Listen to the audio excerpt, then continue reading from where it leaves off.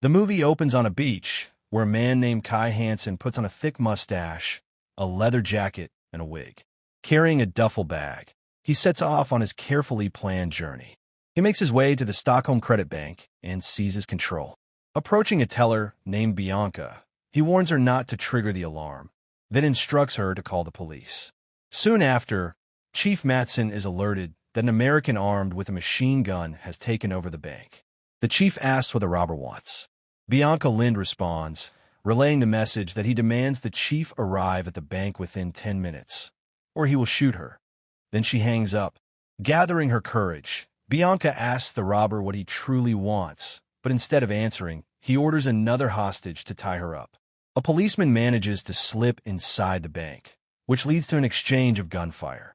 He is quickly overpowered, forced to sit down, and then humiliated as Hansen makes him sing a Bob Dylan song over the police radio.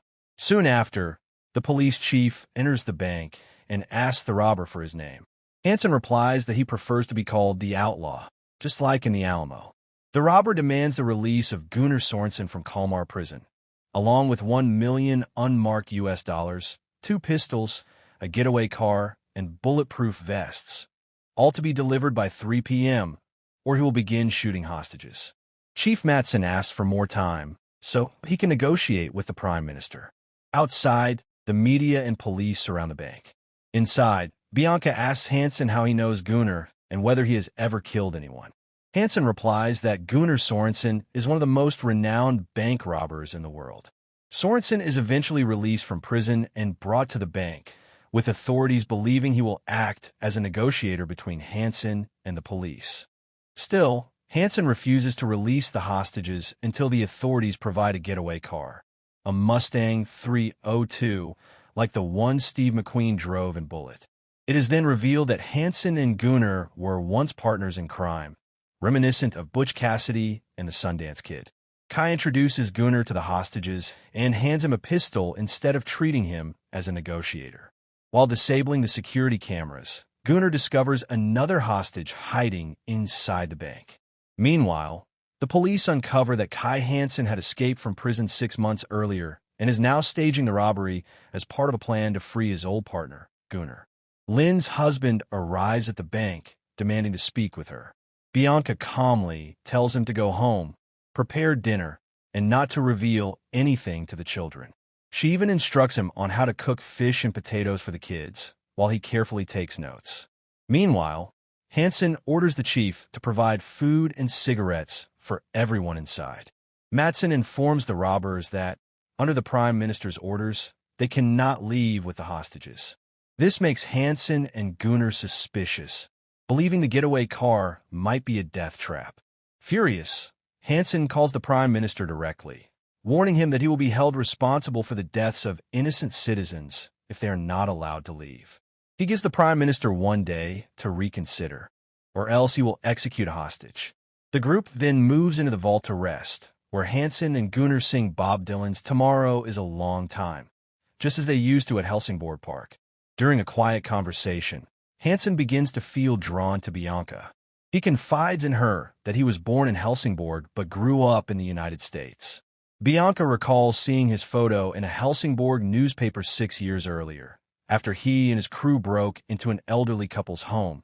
But when the old man suffered a heart attack, Hansen saved him.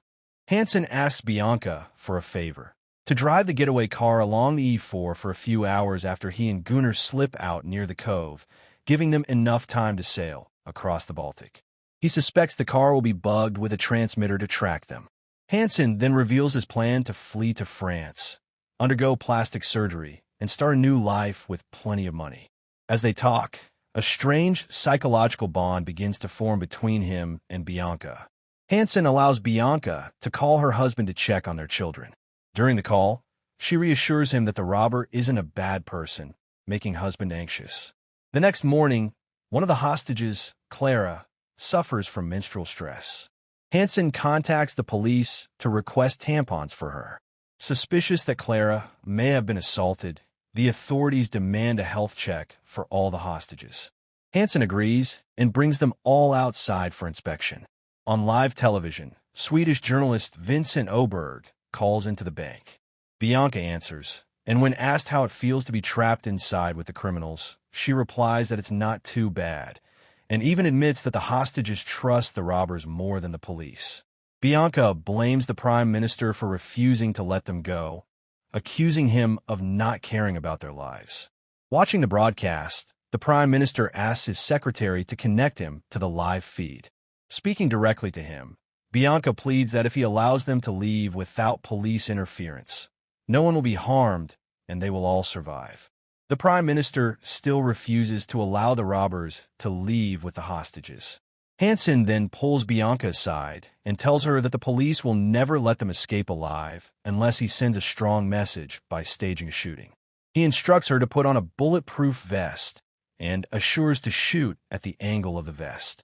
Bianca begins to trust Hansen more deeply, a sense of intimacy growing between them. In the next scene, Hansen calls Chief Matson, and during a heated argument, Bianca attempts to run. As planned, Hansen shoots her, prompting the police to fire back. He quickly carries her inside, pretending to be shaken and insisting she tried to escape, all while fearing she may actually be dead. Back in a vault, the group notices the police attempting to slip a microphone inside. Moments later, Bianca regains consciousness after being knocked out when she hit the floor. Hansen helps her back to the others, who are stunned to see she is still alive.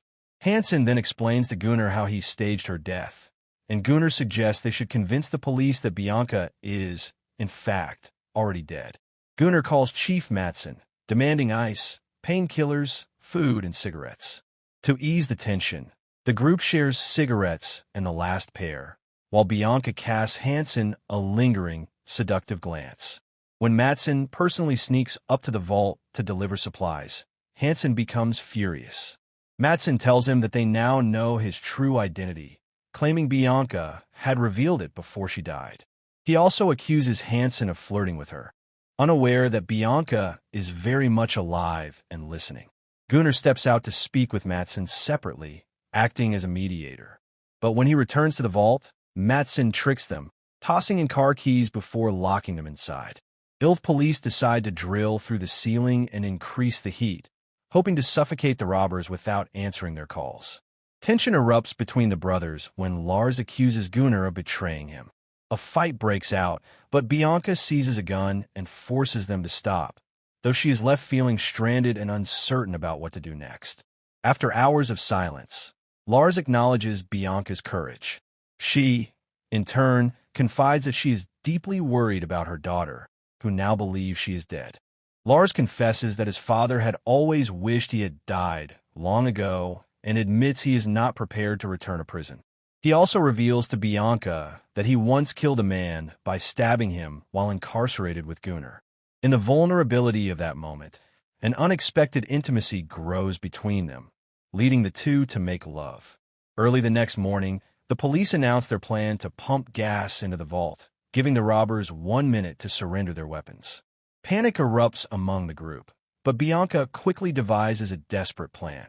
She places nooses around Love and Clara's necks, warning that if the gas is released, they could be strangled to death. She accuses Chief Matson, declaring it will be his fault if the hostages die. The police lower a camera into the vault and confirm the threat. The police open the vault door, dressed in bulletproof vests, as Bianca lies on the floor pretending to be dead. The others march out, leaving the radio behind with music still playing. Growing suspicious, Chief Matson questions why the radio was left and begins to suspect that Bianca is still alive. He orders gas to be pumped into the vault, eventually realizing that she had been faking her death all along. As the robbers reach outside and enter the getaway car, a police marksman shoots out one of the tires, forcing them to retreat back into the bank until it can be replaced. Still thinking Bianca is dead, the robbers return to the vault, unaware that Matson already knows the truth. The police then lock them inside once more and pump in gas, leaving them to suffocate. Gunnar, refusing to return to prison, lashes out and threatens to shoot Bianca. In response, Lars turns his gun on Gunnar, then decides to surrender. When the police open the vault, they carefully monitor as Lars steps out. But during the arrest, Bianca, overtaken by Stockholm Syndrome, clings to Lars, desperately trying to shield him from being taken away. Later, Lars is shown back in prison. He is told he has a visitor and is surprised to see Bianca. She asks him about his plans after prison, admitting she hasn't been able to stop thinking about what happened between them, especially whenever she sees the scar on her back, a scar she carries because of him. Sparkles, thanks for watching.